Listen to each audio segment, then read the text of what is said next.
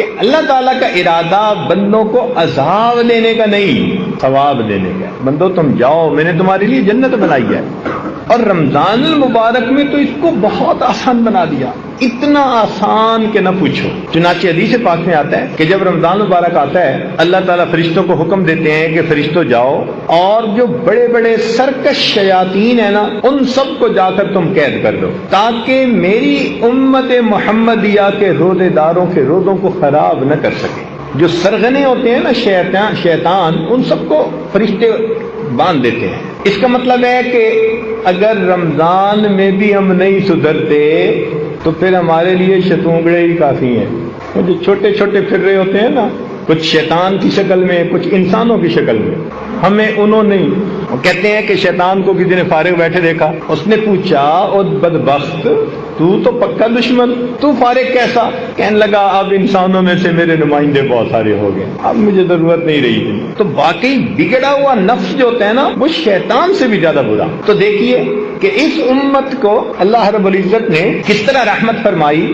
اب ذرا غور کیجئے گا، شیطانوں کو اللہ تعالیٰ نے بدوا دیا۔ یہ تو ایسا ہی ہوا نا کہ اگر لڑائی ہو جائے دو بندوں کی تو پھر جس سے خود محبت ہوتی ہے وہ پھر دوسرے بندے کو پکڑنے کی کوشش کرتا ہے، اس کو پکڑ لو تاکہ یہ میرے اس پیارے کو کچھ تکلیف نہ پہنچا سکے۔ تو اللہ رب العزت نے بھی شیاطین کو تو بندوا دیا، چل بھائی تم تو ایک طرف ہو جاؤ۔ اور پھر امت محمدیہ کے اوپر روزوں کو فرض فرما دیا۔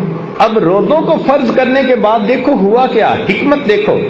حدیث پاک میں آتا ہے کہ روزہ دار بندہ جب روزے کی حالت میں ہوتا ہے تو اس کے لیے بلوں کے اندر چیونٹیاں، ہوا کے اندر پرندے اور سمندر کے پانی کے اندر مچھلیاں بھی مغفرت کی دعائیں کر رہی ہوتی ہیں۔ اب دیکھو مومن نے روزہ رکھا، اس کے لیے چیونٹیاں بھی دعائیں کر رہی ہیں، پرندے بھی دعائیں کر رہی ہیں، مچھلیاں بھی دعائیں کر رہی ہیں، ساری مخلوق کو دعاؤں میں لگا دیا۔ واہ میرے مولا، بخشش کے بہانے دیکھیے، شیطان کو قید کر دیا اور باقی مخلوق کو دعاؤں پہ لگا دیا۔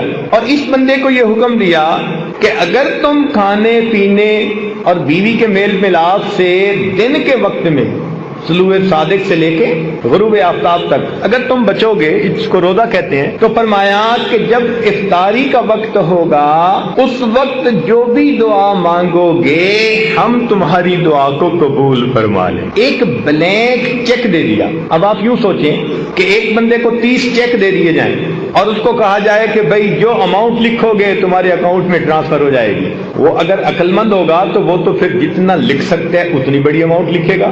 کوئی ایسا بندہ ہوگا جو ایسے بلینک چیک کی جمع کرواتا رہے بغیر کچھ لکھے؟ اگر کوئی ایسا کرے گا تو اس کو سب بے وقوف کہیں گے۔ اب اللہ تعالیٰ نے ہمیں 30 دن جو رمضان کے دیے تو 30 دن افطاری کے وقت میں ہمارا ایک چیک اللہ کے ہاں جمع ہوتا ہے اور اس چیک کے اوپر نیکیوں کی اماؤنٹ ہم لکھتے ہیں۔ اللہ رب العزت نے بھی یہی معاملہ کیا کہ میرے بندو روزہ تو آپ رکھو گے لیکن روزے کا اجر میں طے نہیں کرتا، میں تمہیں چیک بک دے دیتا ہوں۔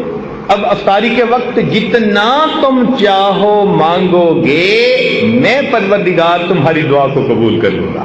یہ روزہ وہ مزدوری ہے کہ جس کی مزدوری منہ مانگی ملتی ہے بندے کو۔ اس لیے حدیث پاک میں آتا ہے افطاری کے وقت دعا قبول۔ حدیث پاک میں آتا ہے للصائم فرحتان، روزہ دار کے لیے 2 خوشیاں، فرحۃ عند الافطار، جب روزہ افطار کرتا ہے اس کو اللہ خوشی دیتے ہیں، اتنا دیتے ہیں کہ اس کا دل خوش ہو جاتا ہے۔ اب یہ مانگنا تو ہمارے اپنے اختیار میں ہے، جتنا مانگے۔